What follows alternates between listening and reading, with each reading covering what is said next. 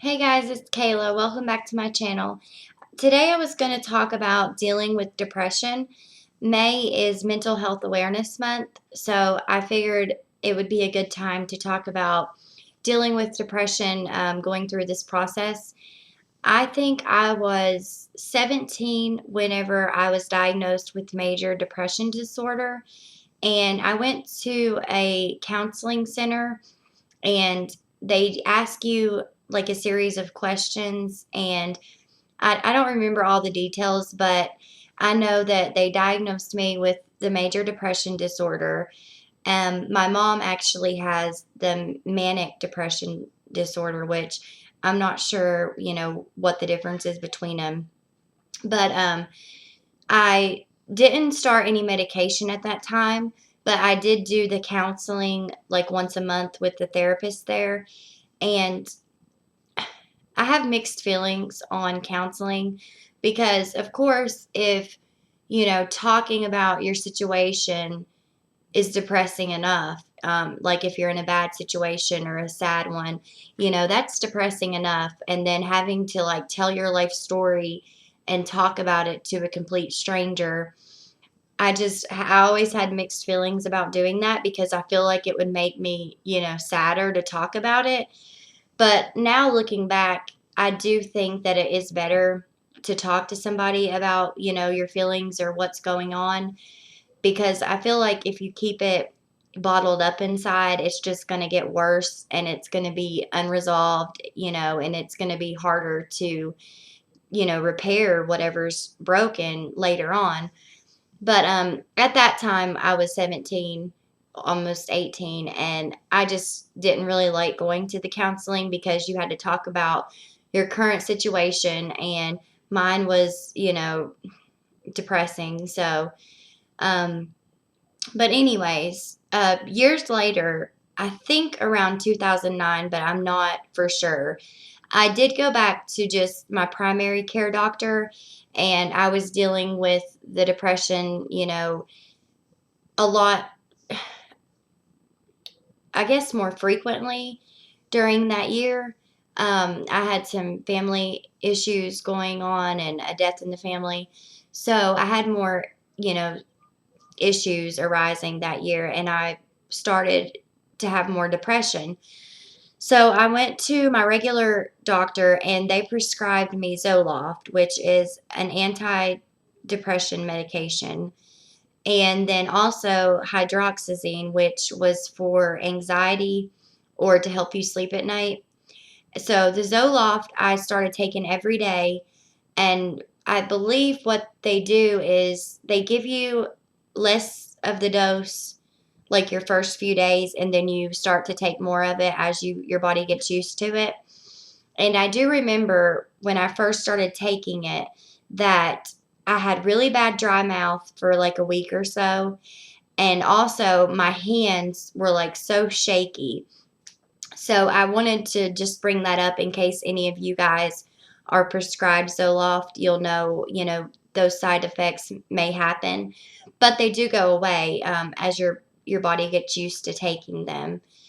And the Zoloft I had took for years, and there was times when I felt like it was working, and then there was times that I feel like it was making me worse.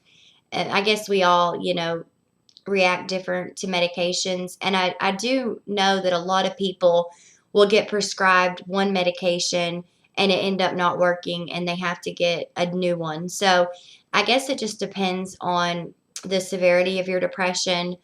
And that will probably depend what kind of medicine, you can take and what will react the best. And then it does take time for your like the chemicals to be balanced and just everything to get balanced out with the medication for it to work the best that it can. um, and at one point I did stop taking the Zoloft, and I had just quit it like cold turkey. I didn't wean down, and I did have minor withdrawals for maybe a couple weeks. I think it was mostly headaches that I had.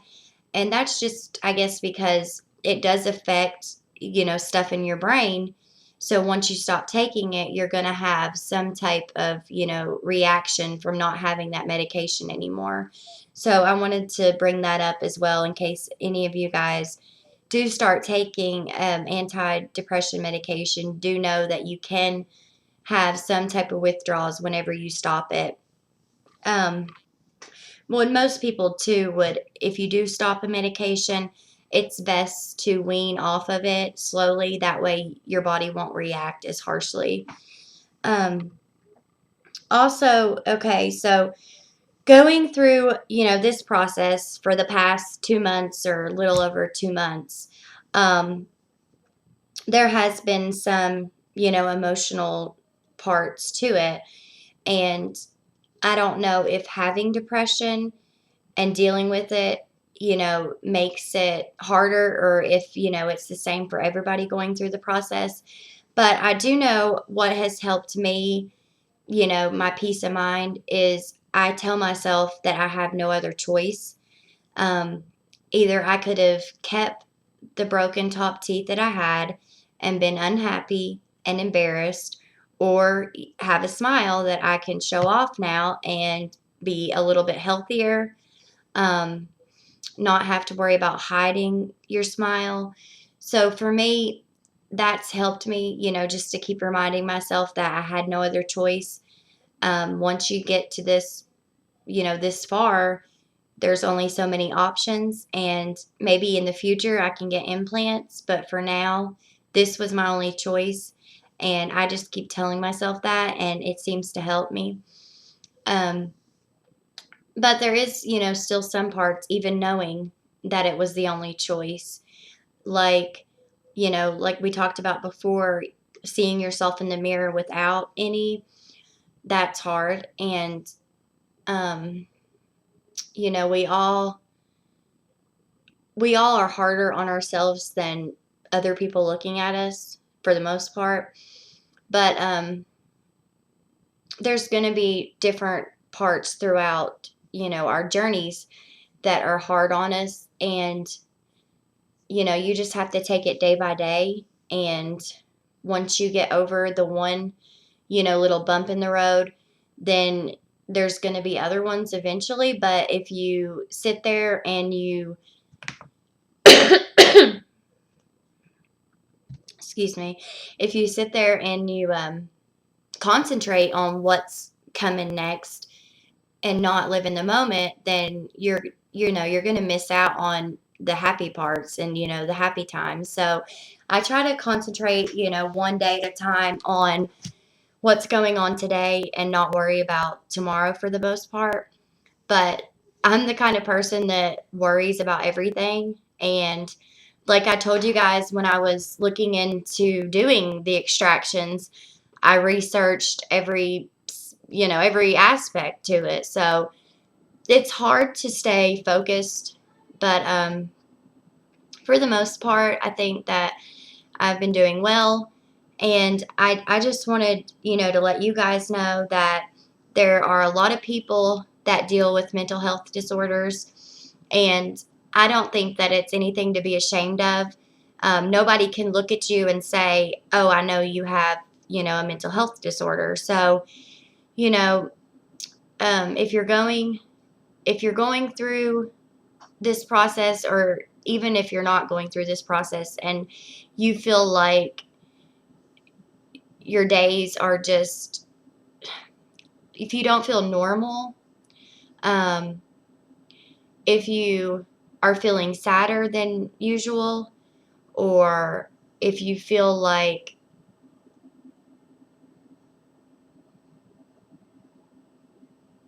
if you're not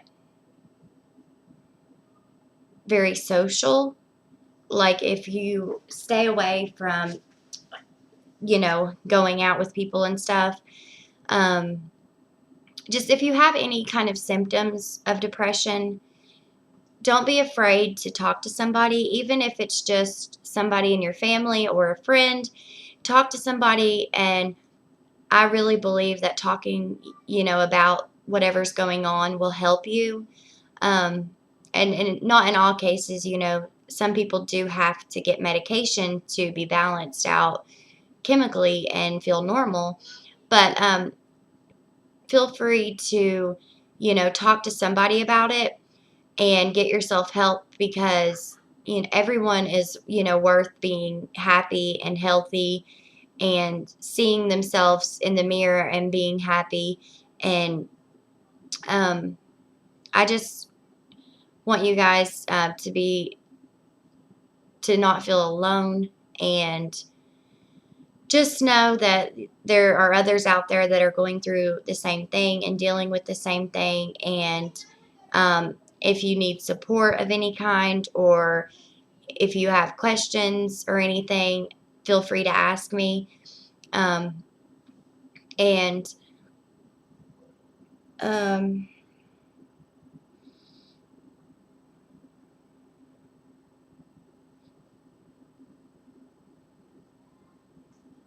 yeah, and if sorry, I have my little notes.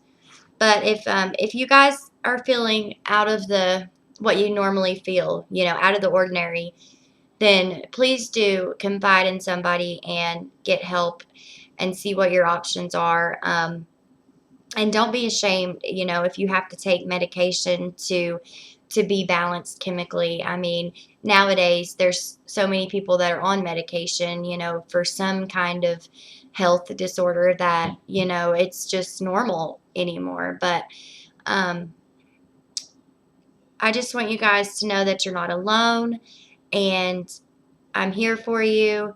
And I hope you guys have a great Memorial Day. I know actually it's already Memorial Day right now. So have fun and be safe. And if you haven't already, please subscribe. And I hope you guys have a great day.